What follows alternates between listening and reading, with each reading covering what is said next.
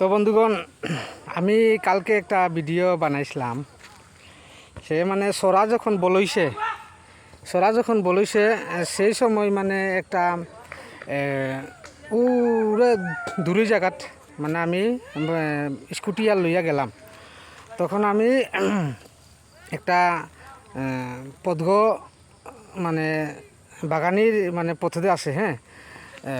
এই জায়গাত আমি মানে মাটিহান তলহান ভাঙিছে মানে সেই তলহান ভাঙিছে।